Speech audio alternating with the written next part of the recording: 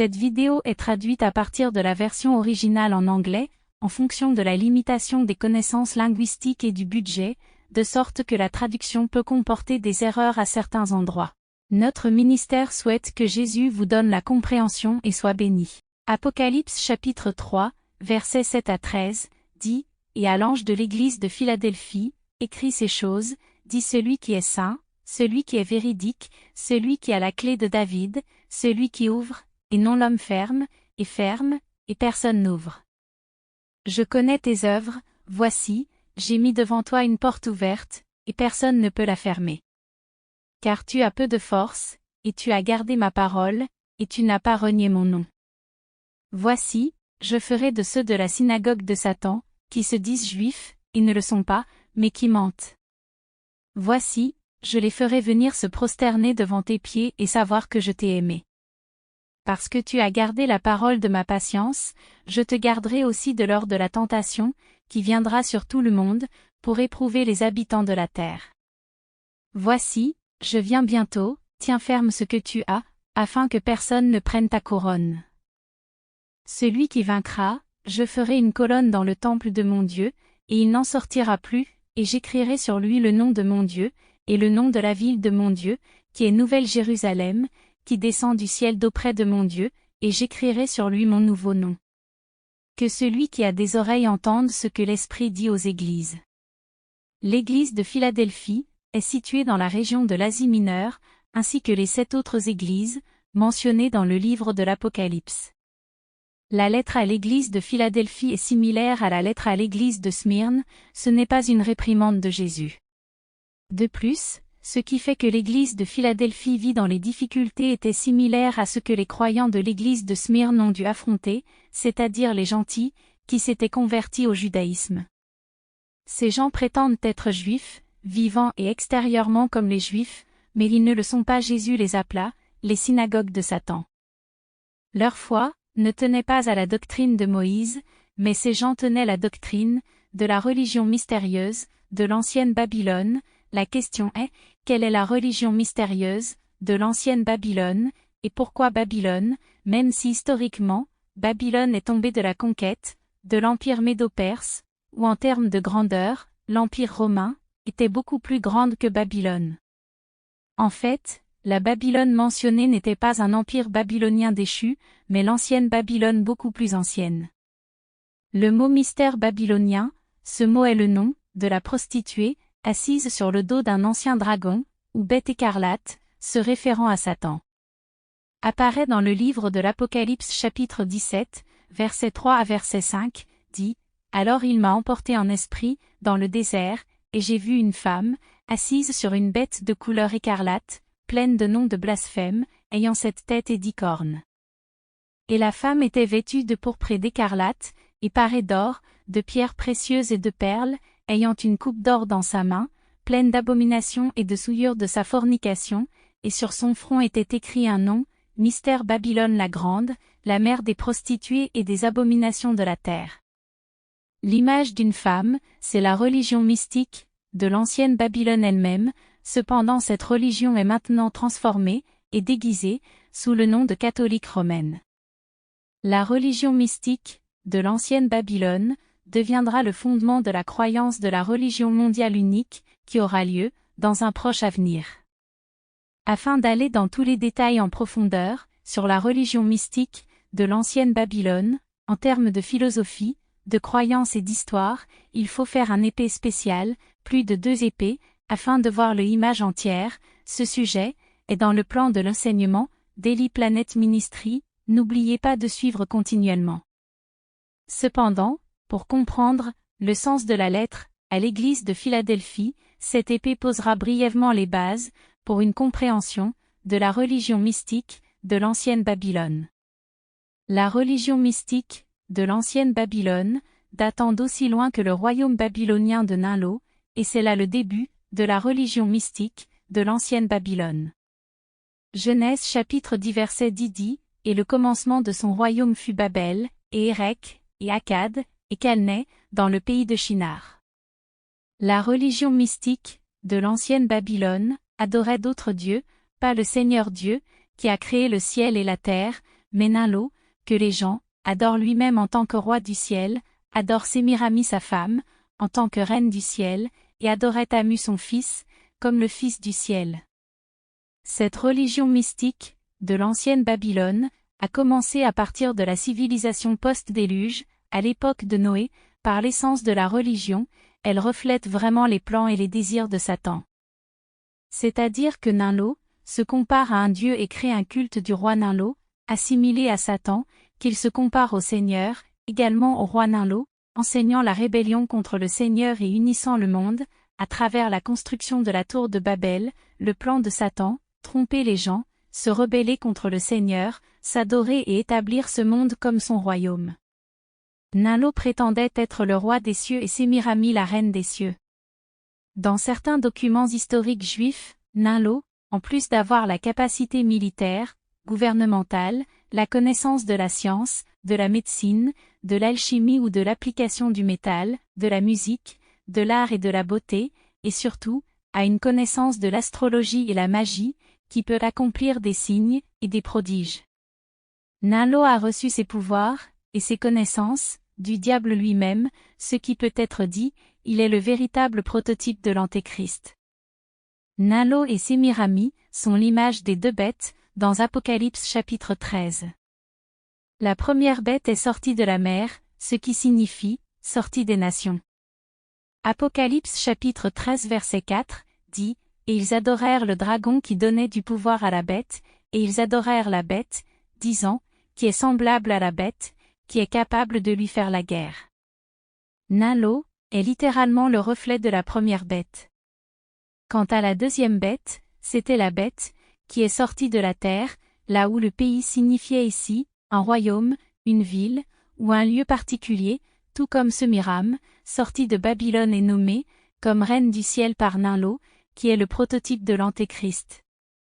Apocalypse chapitre 13 verset 11 à verset 14, dit, « Et je vis une autre bête qui montait de la terre, et il avait 2 cornes comme un agneau, et il parlait comme un dragon.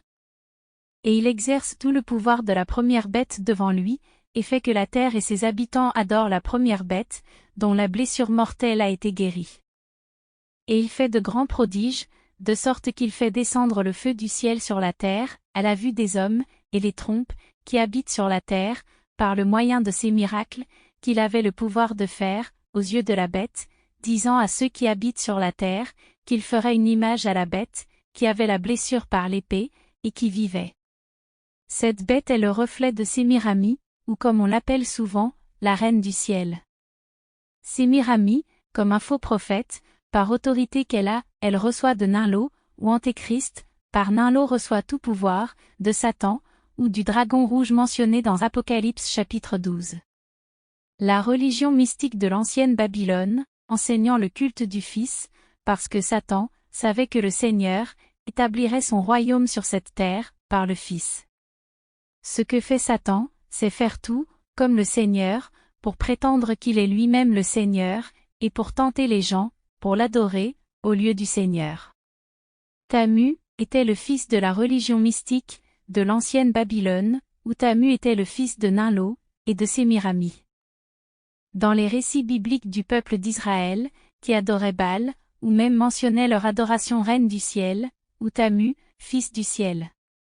Dans le livre Jérémie, mentionnant le peuple d'Israël, adorer la reine des cieux, ce qui signifie Sémiramis. Jérémie chapitre 7, versets 18 à 19, dit, « Les enfants ramassent du bois, et les pères allument le feu, et les femmes pétrissent leurs pâtes, pour faire des gâteaux à la reine des cieux, et pour verser des libations à d'autres dieux. Afin qu'ils m'irritent-ils, dit le Seigneur, ne s'irritent-ils pas eux-mêmes, jusqu'à la confusion de leur propre visage. » Ézéchiel, se référant au culte de Tamu, ou fils du ciel. Ézéchiel chapitre 8, verset 12 à verset 15, dit, « Alors il me dit, Fils d'homme, as-tu vu ce que les anciens de la maison d'Israël font dans les ténèbres, chacun dans les chambres de son imagerie, car disent-ils, le Seigneur ne nous voit pas, le Seigneur a abandonné la terre. Il m'a dit aussi, retourne-toi encore, et tu verras, de plus grandes abominations qu'ils commettent. Puis il me conduisit à la porte de la maison de l'Éternel, qui était vers le nord, et voici, des femmes assises pleuraient à Muse. Alors il me dit, as-tu vu cela, ô fils de l'homme, retourne-toi encore une fois, et tu verras de plus grandes abominations que celles-ci. La religion mystique, de l'ancienne Babylone, s'est largement répandue, après la chute de Babel, dans Genèse chapitre 11 verset 8 dit, « Alors l'Éternel les dispersa de là sur la face de toute la terre, et ils cessèrent de bâtir la ville. » Ces gens, attachés au credo, dans l'adoration de Nimrod, Sémiramis et Tamu, et cette fois, étaient la racine de l'adoration de Dieu, dans les époques ultérieures. Cette religion mystique, de l'ancienne Babylone, la religion dont les anciens Juifs adoraient secrètement. Ce qui est enregistré, dans le chapitre 8 d'Ézéchiel, est d'environ 500 avenues. Les anciens Juifs transmettant la foi et enseignant l'idolâtrie et les principes de la religion mystique de l'ancienne Babylone, depuis cette époque jusqu'à l'époque des pharisiens et des scribes, y compris les grands prêtres, à l'époque de Jésus. Ces croyances continuent d'être transmises jusqu'à nos jours.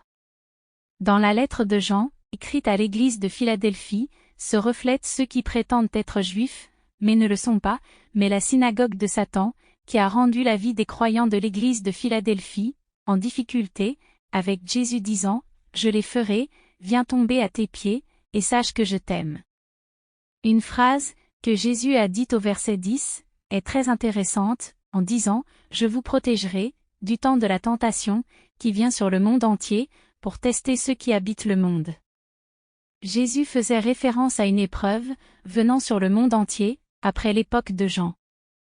Le moment où Jean a écrit la lettre, était d'environ 96 après J.C., qui est quelque temps, après l'événement, où le deuxième temple des dieux a été détruit, en l'an 70 après J.C. Le deuxième temple a été construit, sous le règne d'Esdras et de Néhémie, mais pas aussi beau que le temple de Salomon, qui est enregistré dans le livre d'Esdras, chapitre 3, versets 7 à verset 13, et dans le livre du chapitre de Néhémie 2, versets 11 à 20. Cependant, vers 19 avenue Jésus-Christ, l'époque où la Judée sous le roi Hérode, le temple de Dieu fut à nouveau construit.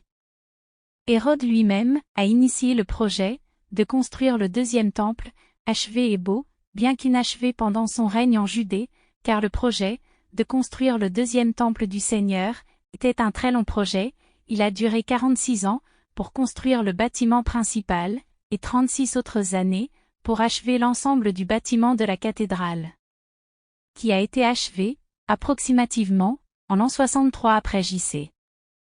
En l'an 66 après J.C., les Juifs se sont soulevés contre l'autorité de l'Empire romain, mais cette opposition a échoué, les Juifs commençant à être subjugués, en 68 après J.C.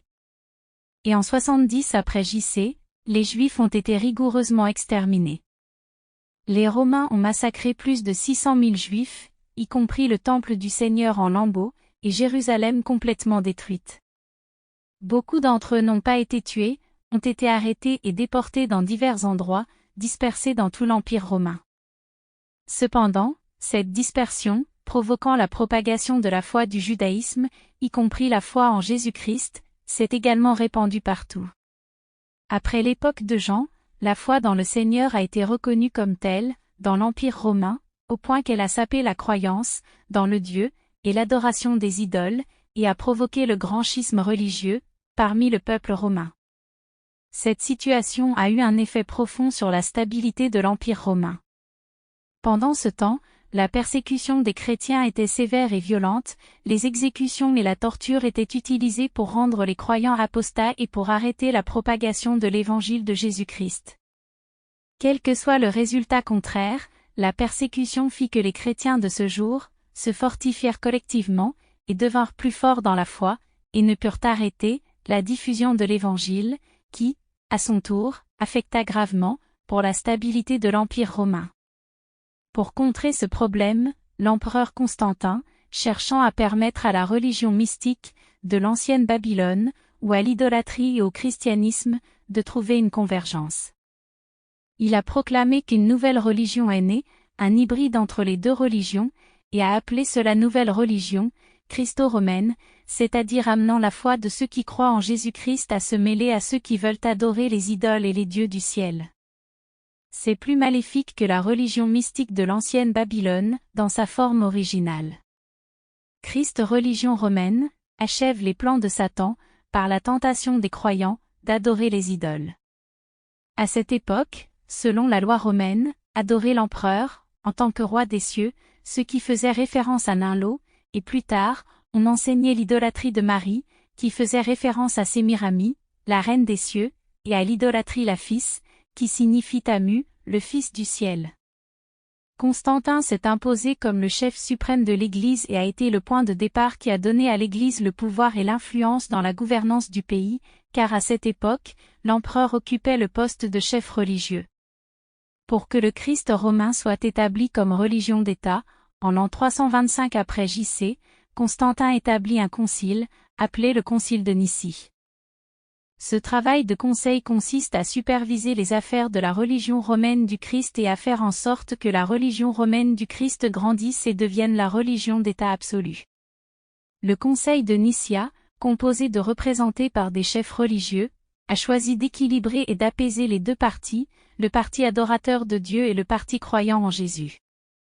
Ce concile de Nicée a été le début de l'Église catholique romaine, une nouvelle forme de religion, contrôlée par l'État.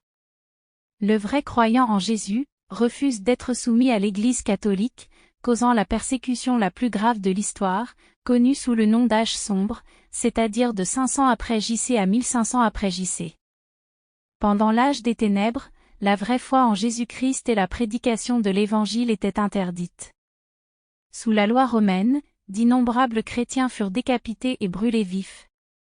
Par conséquent, la phrase qui disait « le procès qui s'abat sur le monde entier » pour tester ceux qui vivent dans le monde, c'est-à-dire l'arrivée de l'Église catholique romaine. Jésus a dit « l'épreuve » qui viendra sur le monde, le mot épreuve ici, en grec, utilisez le mot « pyramo » signifie tentation ou calamité, et le mot est venu, en grec, utilisez le mot « holo » signifie « partout », ce qui signifie que l'Église catholique romaine, ou la deuxième forme, de la religion mystique, de l'ancienne Babylone, aura une influence mondiale, pour tromper et persécuter les vrais chrétiens.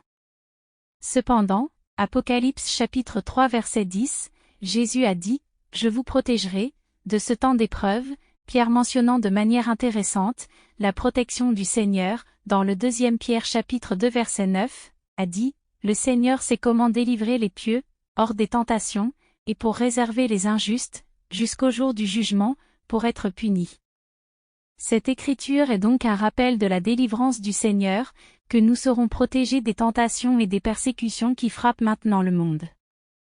Apocalypse chapitre 3 verset 11, Jésus a dit, que personne ne vole ta couronne, le mot couronne, en grec, utilise le mot stéphanos, qui est comme une couronne de branches d'olivier, donnée au vainqueur d'un événement sportif. Que personne ne soit enlevé, c'est-à-dire ne laissez pas le diable, ou Satan, venir nous tenter, ou nous vaincre, et nous faire, ne pas atteindre le jour du Seigneur. Apocalypse chapitre 3 verset 12, dit, « Celui qui vaincra, je ferai une colonne dans le temple de mon Dieu », le sens est clair, car il explique en outre, en disant, « Et il ne sortira plus ». Ce qui signifie que celui-là résidera dans le royaume des cieux et ne repartira plus jamais.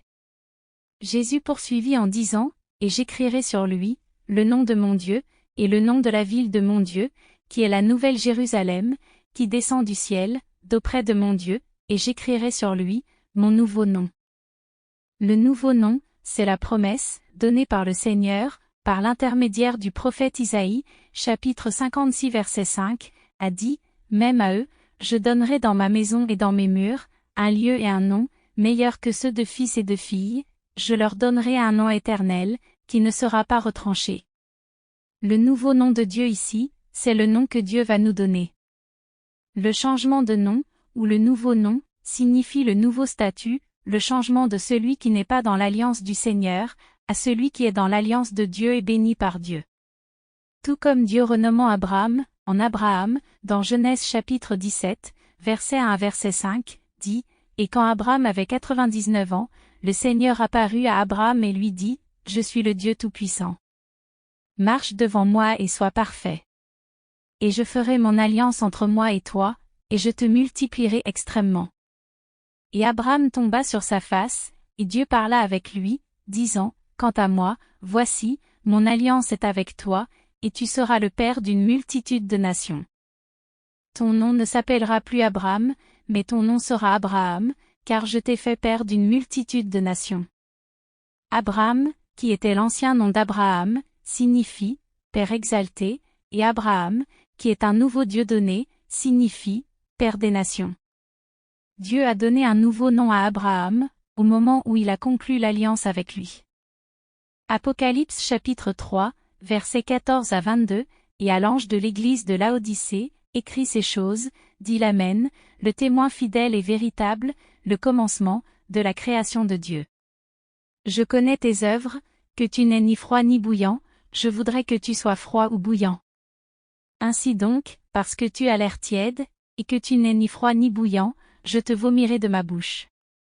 Parce que tu dis, je suis riche, et je me suis enrichi, et je n'ai besoin de rien, et je ne sais pas que tu es misérable, et pauvre, et aveugle, et nu. Je te conseille d'acheter de moi de l'or éprouvé par le feu, afin que tu sois riche, et des vêtements blancs, afin que tu sois vêtu, et que la honte de ta nudité n'apparaisse pas, et oins tes yeux avec un collier, que tu puisses voir. Tous ceux que j'aime, je les réprimande et les châtie, aie donc du zèle et repens-toi. Voici, je me tiens à la porte et je frappe. Si quelqu'un entend ma voix et ouvre la porte, j'entrerai chez lui, je souperai avec lui, et lui avec moi. À celui qui vaincra, je ferai asseoir avec moi sur mon trône, comme moi aussi j'ai vaincu et me suis assis avec mon Père sur son trône. Que celui qui a des oreilles entende ce que l'Esprit dit aux églises. La lettre à l'église de Laodicée, comme une lettre à l'église de Sardes, c'est-à-dire aucune louange du tout, mais une lettre commence par un avertissement, à l'église de Laodicée, de vivre à la suite du Seigneur, d'une manière ni chaude ni froide. Il n'y a aucune mention des difficultés ou des persécutions que l'église de Laodicée a dû affronter, mais à la place, il a été dit que les croyants de Laodicée à cette époque étaient bien et riches, mais Jésus les a avertis, il a dit, oui, ils étaient misérables, pauvres, aveugles et nus. La question était, comment vivaient-ils, fait dire Jésus ainsi. Une autre question est de savoir pourquoi Jésus a dit, cracherait ces croyants, de leur bouche. Beaucoup de gens lisent ce verset, et ne comprennent pas, ou même certains pensent que cela ressemble à un acte impoli, mais en fait, ce n'est pas le cas. Tout d'abord, il faut comprendre que, le Seigneur n'est pas contre la richesse, en fait, la richesse est la récompense promise du Seigneur, que le Seigneur donne aux justes. Proverbe chapitre 13 verset 21, dit, le désastre poursuit les pécheurs, mais la prospérité est la récompense des justes. Ce que Jésus dit est clairement expliqué dans les Écritures, qui sont enregistrées par le prophète Osée. Osée était un prophète, qui était en terre d'Israël, surtout dans les derniers instants avant la chute, par l'occupation de la Syrie. Pendant ce temps, le peuple d'Israël n'avait aucun intérêt pour le Seigneur, mais ces gens, intéressés par les affaires séculières, les finances, l'économie, la richesse et les plaisirs charnels. Israël à cette époque, faisait beaucoup de commerce, tant avec l'Égypte, la Syrie qu'avec la Phénicie, experte du commerce maritime. Cette période, considérée comme une période de prospérité et d'ouverture du pays, a permis au peuple d'Israël d'embrasser la culture et les croyances religieuses des gentils, dont Osée les a avertis, qui se mêlent aux gentils. Les gentils sont venus et ont dévoré Israël, mais ils ne le savaient pas. L'introduction d'idées, de doctrines religieuses ou de culture, à la fois de l'Assyrie et de l'Égypte, a changé leur concept et leur mode de vie. Osée chapitre 8, versets 8 à 9, dit, Israël est englouti, maintenant elle est parmi les nations, comme quelque chose dont personne ne veut. Car ils sont montés en Assyrie, comme un âne sauvage, errant seul. Éphraïm s'est vendu à des amants. Une autre chose importante est que le peuple d'Israël à cette époque a oublié son Seigneur, mais s'est transformé en une société matérialiste. Osée chapitre 12 verset 8, dit, et Éphraïm dit, je suis devenu riche, j'ai trouvé ma substance, dans tous mes travaux, ils ne trouveront en moi aucune iniquité, qui était un péché. Avec la richesse et la prospérité économique, les cœurs du peuple d'Israël à cette époque n'avaient pas besoin du Seigneur. Le dicton « Il ne trouvera aucune iniquité, qui était péché en moi » signifie que le peuple d'Israël, se sentant bon, et manque de rien, et n'ont plus besoin du Seigneur dans leur vie, ou n'ont plus besoin de chercher, ou de se fier à Dieu. Leur attention est la sécurité de leur vie, de leur argent ou de la richesse qu'ils possèdent. La situation d'Israël à cette époque reflétait l'église de Laodicée, parce que l'église de Laodicée disait « Je suis riche, je ne suis pas dans le besoin ». La sécurité de leur vie est dans leur richesse, contrairement au roi David, même s'il est le roi, mais il a dit qu'il ne manquait de rien, car le Seigneur est son berger. Le psaume 23 verset 1 dit « L'Éternel est mon berger, je ne manque de rien ». C'est pourquoi Jésus avertit l'église de Laodicée, ils sont misérables, nécessiteux, aveugles et nus, car à la fin, la richesse qu'ils ont, ne les sauvera pas. Osée chapitre 8 verset 7, dit, ils sèment le vent, et récoltent la tempête. La tige n'a pas de tête, elle ne produira pas de farine. S'ils devaient rapporter du grain, les étrangers l'avaleraient. Et il arriva, pour les enfants d'Israël, impénitents, apportant ainsi le jugement du Seigneur. Avec le boom économique de cette époque, ainsi que la période de l'Empire d'Assyrie, à son apogée, a fait d'Israël une cible d'expansion, amène les événements de l'invasion assyrienne, la ville de Samarie, qui était la capitale d'Israël, et elle a été détruite, et le peuple d'Israël, ont été emmenés en captivité. Cet événement a eu lieu en 732 avenue.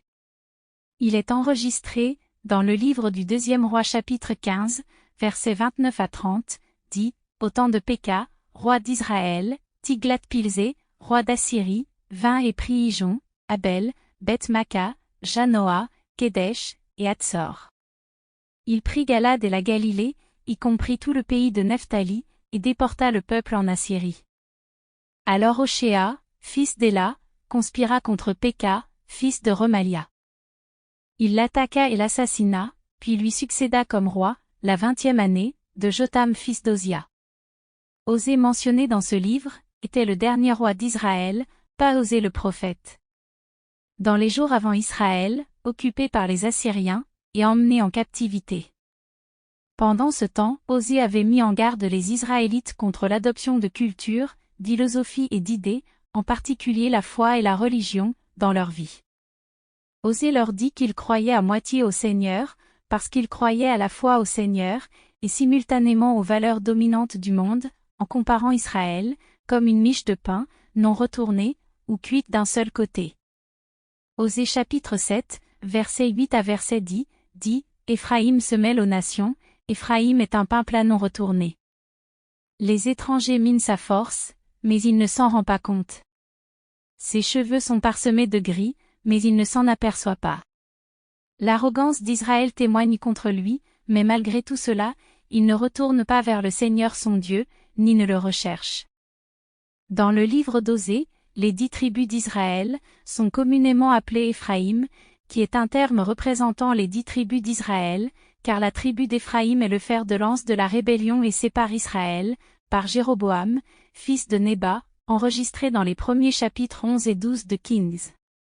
Par cet événement, Israël a été divisé en 2 régions, le territoire du nord et le territoire du sud. Le nord compte 10 tribus, et ce territoire s'appelait Israël. Quant au sud, avait 2 tribus, Juda et Benjamin, appelant ce territoire Juda, donc, quand les Écritures parlent d'Israël, après la division de la terre, se réfèrent aux terres ou 10 tribus, situées dans le nord. En raison du mélange de croyances, d'idées, de valeurs, de philosophie du monde et d'autres religions. Le Seigneur compare le peuple d'Israël à une miche de pain qui n'est cuite que d'un côté, c'est accent grave, dire un pain qui ne peut pas être mangé. Et c'est la raison du dicton, je te vomirai de la bouche.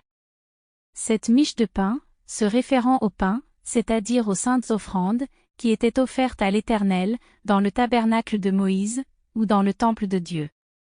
Lévitique chapitre 24, verset 5 à verset 9, dit, prenez la farine la plus fine, et faites cuire 12 miches de pain, en utilisant 2 dixièmes d'épha pour chaque miche. Disposez-les en 2 piles, 6 dans chaque pile, sur la table d'or pur devant le Seigneur. À côté de chaque pile, mettez de l'encens pur comme portion commémorative, pour représenter le pain et pour être une offrande de nourriture, présentée au Seigneur.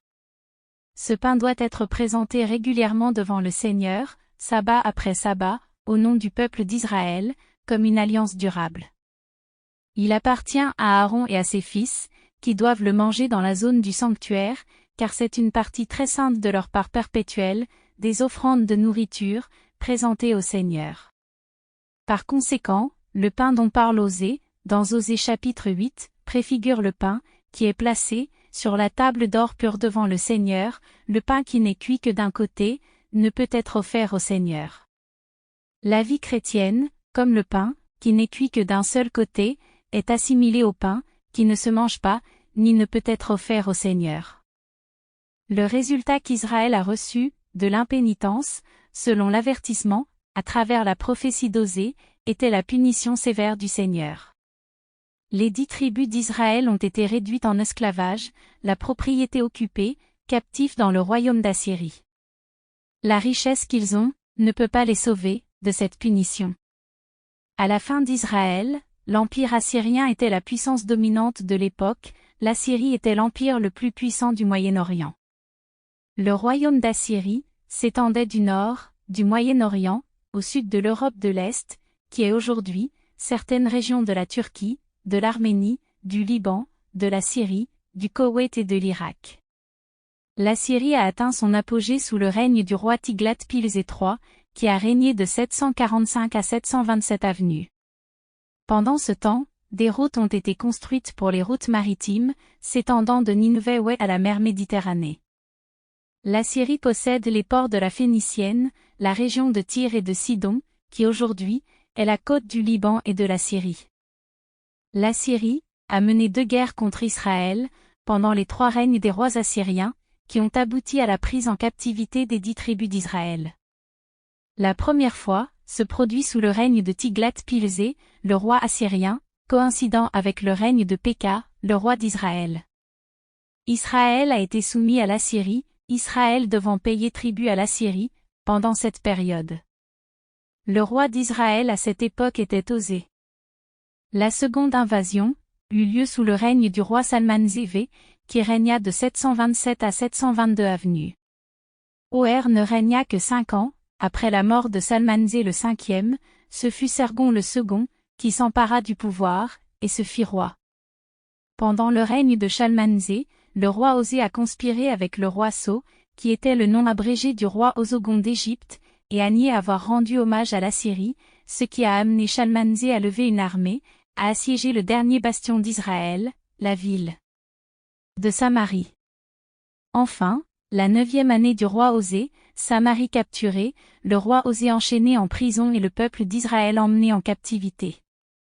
Pour détruire complètement Israël, et ne pas rester dans le souvenir, le roi assyrien de ses jours, Sargon le second, ordonna que des étrangers soient amenés dans le pays de Samarie, dans le 2e roi chapitre 17 verset 24, dit, le roi d'Assyrie, a amené des gens de Babylone, Cuta, Ava, Hamath et Sepharvaim et les a installés dans les villes de Samarie pour remplacer les Israélites. Ils ont pris Samarie et ont vécu dans ces villes.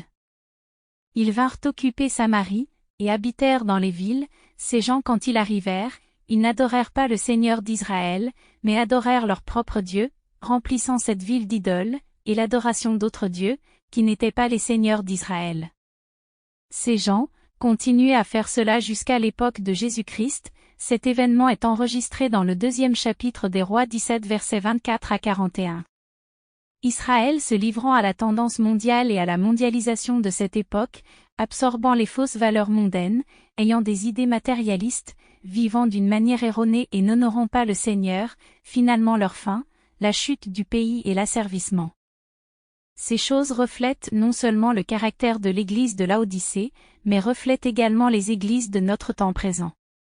De nombreuses églises enseignent l'investissement, l'analyse des stocks, la propriété, les finances ou même les membres principaux, pour faire des affaires dans l'Église, comme les affaires de vente directe ou les affaires de marketing multi-réseau. De nombreuses églises acceptent les idées fausses laïques, tels que l'acceptation de l'homosexualité, de nombreux chrétiens vivent comme une histoire de Dieu, et le religieux ne vise pas à mener la vie sur le Seigneur, mais se soucie des choses du monde, est matérialiste, avoir, être et à faire, selon le désir, pour éloigner le cœur du croyant du Seigneur. En disant cela, cela ne signifie pas que travailler avec diligence, faire de la richesse, est mal, comme mentionné ci-dessus. En vérité, la richesse est l'une des bénédictions du Seigneur, pour les justes, mais vivre en prenant la richesse, comme le but de la vie, et vivre avec Dieu comme objectif, ont des résultats complètement différents. La mauvaise direction mènera finalement au péché, à l'arrogance, à l'égoïsme, à l'amour du monde, ou même à la volonté de faire de mauvaises choses, pour obtenir de l'argent. Une chose que les chrétiens doivent réaliser, c'est la signification du mot péché, qui signifie littéralement manquer la cible, comme une flèche qui a été tirée, mais a raté la cible. Apocalypse chapitre 3 verset 20, dit, « Me voici, je me tiens à la porte et je frappe. Si quelqu'un entend ma voix et ouvre la porte, j'entrerai et je mangerai avec lui, et eux avec moi. » C'est-à-dire que le Seigneur les appelle à se repentir devant le Seigneur, à ne pas s'absorber ou à se livrer aux choses du monde, à l'argent et à la richesse, en disant, « Si quelqu'un entend ma voix et ouvre la porte, j'entrerai et mange avec lui, et il mangera avec moi. » Jean chapitre 14 verset 23, dit, « Quiconque m'aime obéira à mon enseignement. Mon Père les aimera, et nous viendrons à eux, et ferons notre demeure avec eux. » Luc chapitre 12, versets 35 à 37, dit, « Habillez-vous pour le service, et gardez vos lampes allumées, comme des serviteurs, attendant que leur maître revienne d'un banquet de noces, afin que, lorsqu'il viendra et qu'il frappe, il puisse immédiatement lui ouvrir la porte. Ce sera bon, pour ces serviteurs, dont le maître les trouve, guettant quand il viendra. En vérité, je vous le dis, il s'habillera pour servir, les fera mettre à table, et viendra les servir. » Apocalypse chapitre 3 verset 21 dit, « Au vainqueur, je donnerai le droit de s'asseoir avec moi sur mon trône, tout comme j'ai été vainqueur et je me suis assis avec mon Père sur son trône. » Matthieu chapitre 19 verset 28 dit, « Jésus leur dit, en vérité, je vous le dis, au renouvellement de toutes choses, quand le Fils de l'homme sera assis sur son trône glorieux, vous qui m'avez suivi, vous serez aussi assis sur 12 trônes, jugeant les 12 tribus d'Israël. » Et ceci est l'histoire de la dernière lettre, que Jésus-Christ fit écrire par Jean aux anges, des 7 églises. Car dans le prochain épée, commence à mentionner, la vision de Jean, dans le royaume des cieux, et les 7 sceaux sur le rouleau, entre les mains du Seigneur. N'oubliez pas de suivre les futures épées, que la bénédiction et la paix du Seigneur soient avec vous. Élie Planet a pour vision d'établir une église virtuelle, dans un monde virtuel en ligne, avec la technologie de la réalité virtuelle. L'objectif est de pouvoir atteindre les gens, partout dans le monde, indépendamment du lieu, du fuseau horaire ou de la langue. Les gens peuvent accéder à des vidéos d'enseignement, rejoindre une activité de communauté chrétienne, prier ensemble, lire la Bible ensemble ou se joindre au culte de Dieu, à l'Église, avec une expérience réaliste et transparente. Nous avons également traduit des enseignements et des sermons dans différentes langues, dont le français, le russe, le latin, le chinois, le japonais et le thaï, afin de bénir le plus de personnes possible et d'amener davantage de personnes à Dieu. Pour atteindre l'objectif, encore besoin de plus de soutien et de budget.